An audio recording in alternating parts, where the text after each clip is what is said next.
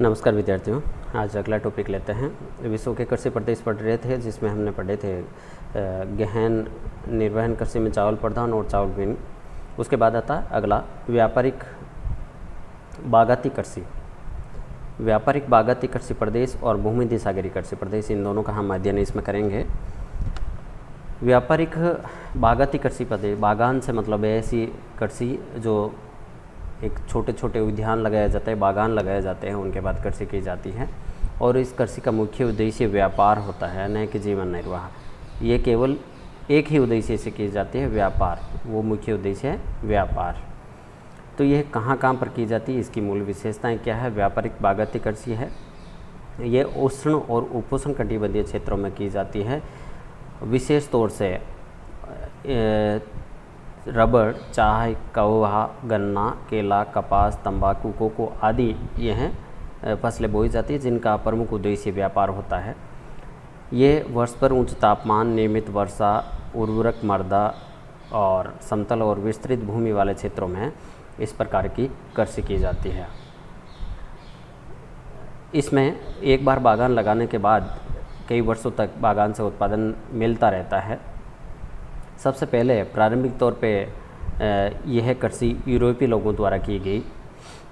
धीरे धीरे इस कृषि का विकास होने लगा और ये कृषि बाहर श्रीलंका में चाय के रूप में, पश्चिमी द्वीप समूह में गन्ना और केला के रूप में, फ्रेंच लोगों ने अफ्रीका में कैमरून व आइवरी कोस्ट में कोको और कॉफ़ी के बागान लगाए।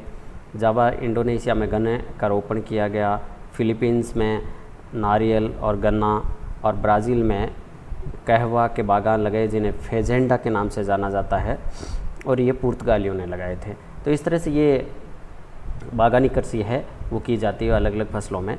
इस कृषि की मूल विशेषताएं क्या है, क्या क्या विशेषताएं हैं। एकल फसली कृषि होती है, मतलब एक ही खेत में एक ही फसल बोई जाती है। अधिक पूंजी की आवश्यकता होती है, उच्च प्रबंधन की आवश्यकता होती है, वैज्ञानिक विधियों का उपयोग में लिया जाता है, और बड़े बड़े कृषि फार्म बनाए जाते हैं, और श्रम की बहुत अधिक आवश्यकता होती है, और कृषि उत्पादों की अधिकांश मात्रा है वो निर्यात कर दी जाती है व्यापार के उद्देश्य से। कृषि फार्मों में ही कार्यालय, कारखाने, श्रमिकों की व्यवस्था होती है, और कृषि बड़े पैमाने पर की जाती है। इसके बाद इसकी अगली विशेषताओं में आता है कि कृषि बीज बोकर पैदा नहीं की जाती, बल्कि उनका रोपण किया जाता है। प्रबंधन का केंद्रीकरण होता है। तो ये बागाती कृषि थे। बागाती कृषि विशेष तौर से किन किन क्षेत्रों में की जाती है, विशेष तौर से लैटिन अमेरिका प्रदेशों में, पश्चिमी द्वीप समूह, Cuba, Jamaica, Puerto, Honduras, Guatemala, Costa Rica, ये देश हैं छोटे छोटे जो लैटिन अमेरिका के हैं, जहाँ कौवा, कोको, गन्ना, केला आदि के बड़े पैमाने पर उत्पादन किया जाता है। बाकी ये दे रखा है ब्राज़ील में विशेष तौर से कहवा का उत्पादन होता है, जिसके बागानों को फेजेंडा कहा जाता है। ये फेजेंडा शब्द याद रखें, छोटे वाले फसलों में आता है विशेष तौर से। और क्यूबा है वो गन्ना उत्पादन के लिए प्रसिद्ध है। ये लैटिन अमेरिका था। एशिया में, दक्षिणी पूर्वी एशिया में विशेष तौर से बागाती कृषि की जाती है, और इस क्षेत्र में विशेष तौर से भारत के दक्षिणी और पूर्वोत्तर जो भाग है, इसके अलावा Sri Lanka, Myanmar, Thailand, Malaysia, Indonesia, Hind Asia, इन देशों में चाय, कौवा, रबड़, नारियल, कोको, केला आदि का उत्पादन बड़े पैमाने पर किया जाता है। इंडोनेशिया में, दक्षिणी भारत में कहवा के बागान हैं। इसी तरह से अफ्रीका में गिनी तट, मध्य पूर्वी अफ्रीका, उच्च भूमि में कहवा, चाय, केला, कोको, ये जो व्यापारिक कृषि के मुख्य यही फसलें अधिकांशतः पैदा की जाती हैं।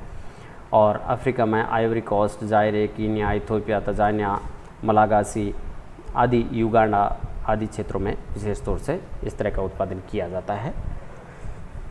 अगली कृषि आती है भूमध्य सागरीय कृषि प्रदेश। ये कृषि बहुत महत्वपूर्ण है। महत्वपूर्ण इसलिए है, ये कृषि भूमध्य सागर के आसपास होने के साथ ही ये विश्व के महाद्वीपों के 30 से 45 डिग्री दक्षिणी व उत्तरी अक्षांशों में, महाद्वीपों के पश्चिमी भागों में प्रत्येक महाद्वीप में पाई जाती हैं। और पाए जाने का एक बहुत बड़ा कारण है कि ये उन क्षेत्रों में पाई जाती है 30 से 45, जहाँ पर वायुदाब पेटियों के साथ साथ वायुदाब पेटियों का स्थानांतरण होता है और स्थानांतरण होने के फलस्वरूप ये ग्रीष्म ऋतु में वायुदाब व्यापारिक हवाओं की पेटी में रहता है, और जैसे ये शीत ऋतु आती है ये पछुआ पवनों की पेटी में विस्थापित हो जाता है ये वाला क्षेत्र। तो हवाओं के जो स्थानांतरण अर्थात इस वायुदाब की पेटियों के जो संक्रमण क्षेत्र है वहाँ पर ये होने के कारण ग्रीष्म काल में ये भाग शुष्क रहता है और शीतकाल में यहाँ पर वर्षा होती है। मुख्य बात ये है इस कृषि की ध्यान रखने योग्य बात है। और इस कृषि में विशेष तौर से बड़े बड़े बागान लगाकर रसदार फल जैसे जैतून, अंगूर आदि का उत्पादन किया जाता है।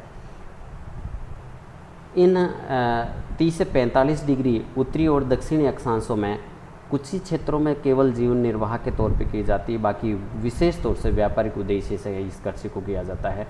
ये कृषि अति सघन, उच्च और विशेषीकृत फसलों के साथ साथ तकनीकों का उपयोग करके उत्पादित की जाती है। इस क्षेत्र में इस कृषि वाले क्षेत्र में गेहूं जो सब्जियां हैं आदि का उपयोग घरेलू उत्पादन के लिए किया जाता है। और यहाँ पर जो रसदार फल है, जैतून, अंगूर है, इनका निर्यात बहुत विश्व में बड़े पैमाने पर किया जाता है। इसलिए यहाँ पर इस भूमध्य सागरीय कृषि को विश्व की फलोद्यान भूमि तथा विश्व के शराब उद्योग का हृदय कहा जाता है। ये विशेष सबसे बड़ी बात है। अब इसकी भौगोलिक परिस्थिति क्या है? भूमध्य सागरीय जलवायु पाई जाती है जिसमें शीतकाल में वर्षा होती है और ग्रीष्मकाल है वो शुष्क रहता है। वर्षा कितनी होती? 25 से 75 सेंटीमीटर के लगभग होती हैं और भूमि के निकट और पर्वतों के पास अधिक होती है। सर्दियों में औसत वर्षा तापमान 5 से 10 डिग्री सेल्सियस के बीच, गर्मियों में 21 से 27 डिग्री सेल्सियस के बीच रहता है। वनस्पति झाड़ियाँ, घास, पेड़ मिले जुले रूप में उगते हैं और यहाँ की मिट्टी बलुई और कंकरीली प्रकार की हैं। इस क्षेत्रों में कौन कौन से प्रदेश आते हैं? स्पेन, दक्षिणी फ्रांस, टर्की, इटली, यूनान, Lebanon, Israel, Morocco, Algeria, Tunisia, ये भूमध्य सागरीय तटीय क्षेत्र है। इसके बाद कैलिफोर्निया की घाटी और मध्य चिली, उत्तरी और दक्षिण अमेरिका का भाग, अफ्रीका का दक्षिणी पश्चिमी भाग, दक्षिणी ऑस्ट्रेलिया का दक्षिणी और पश्चिमी भाग है। यहाँ पर ये भूमध्य सागरीय जलवायु पाई जाती है, वहाँ पर इस तरह की कृषि की जाती है। यूरोप और एशिया के आंतरिक भागों में अधिकांशतः ये निर्वहन के रूप में की जाती है, जबकि दक्षिणी फ्रांस, इटली, स्पेन में इसको व्यापारिक तौर पे उत्पादित किया जाता है। इस कृषि की मूल विशेषताएं क्या है? इस कृषि में खाद्यान्नों के साथ साथ पशुपालन भी किया जाता है। शीतकाल में वर्षा होने के कारण गेहूँ, जौ, मक्का और शुष्क ग्रीष्म ऋतु में घास और सिंचित फसलें उगाई जाती है। अधिकांशतः इस कृषि का उद्देश्य व्यापार का है। इस खेती का ऐतिहासिक विकास हुआ और भरण पोषण की कृषि से ही साग सब्जी के निर्यात और वर्तमान में ये फलों के निर्यात के रूप में की जा रही है। पर्वतीय और पठारी भागों में पशुपालन का कार्य किया जाता है और समतल मैदानों में है ये कृषि का कार्य किया जाता है। इस प्रदेश में सिंचाई का महत्वपूर्ण हाथ है, मतलब सिंचाई है बड़े मात्रा में की जाती है। इसके बाद इस कृषि के और क्या क्या किया जाता है? इस कृषि में फलोद्यान कृषि, जो फल बोए जाते हैं, जैसा मैंने बताया कि संतरा, नींबू, अंगूर है, जैतून है, वर्ष भर हमें उपलब्ध होते रहते हैं, यहीं से ये प्राप्त होता है पूरे विश्व को। अंगूर की कृषि यहाँ पर बड़े पैमाने पर की जाती है और अंगूर की कृषि से शराब का निर्माण किया जाता है। इसके अलावा खाद्यान्न और सब्जियों की कृषि भी इस क्षेत्र में की जाती हैं, ये अलग अलग बता रखे हैं। सीमित मात्रा में पशुपालन का कार्य किया जाता है।